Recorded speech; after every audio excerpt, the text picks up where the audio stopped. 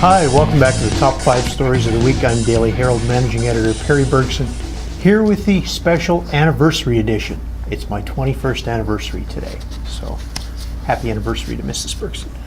Anyway, number 5 this week, Jessica Iron Joseph with her excellent column that runs every Friday is back.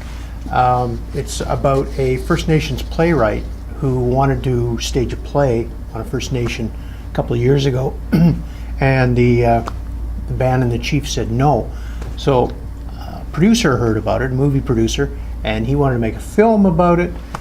So they start trying to film this thing, and once again the band and council step in. You have to read this column, it's riveting. Number 4, another First Nations angle, and that was part of the terrific First Nation Summer Games that were here last week, where I spent a lot of my time behind a camera. That was nice. It was a cultural village there that was a big part of the Summer Games.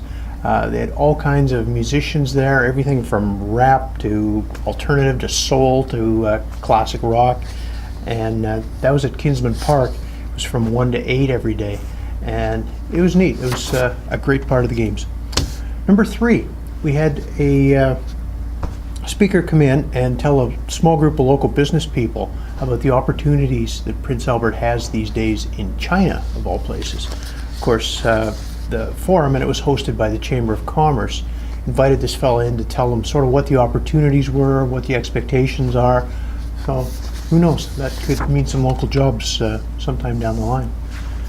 Number 2, interesting story that we're out at Waskesiu on the weekend, and B. Kobialko, sorry B, I probably butchered that, who goes by the name Kobe, was playing at the Children's Festival there.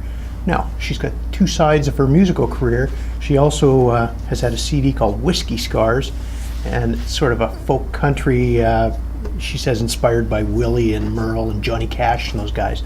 But she also loves performing for children, and that's what she was doing when Kevin Hampson talked to her, and she's planning to put out a children's CD by next spring, so good for her. Number 1 story of the week, and I'm happy that this is the number 1 story. Tyler Clark talked to Kelsey Normando, who survived an impaired driving car crash in 2005. Her best friend who was sitting beside her was killed. She walked away with minor injuries, but she just hasn't been able to forget this incredible thing that happened to her, incredibly bad, of course, and that was November 13th, 2005. So anyway, she's never talked about it until now, but in light of a couple of recent impaired fatalities, she thought it was time to step forward. So good for you, Kelsey. Anyway, that's our top 5 of the week. We are going to be back in a week. We'll talk about another top 5. Got lots of great stories in tomorrow's paper. Look for us on the Facebook, Twitter. You can get the hard copy editions, but always remember, your Prince Albert Daily Herald on paper like a newspaper should be. See you next week.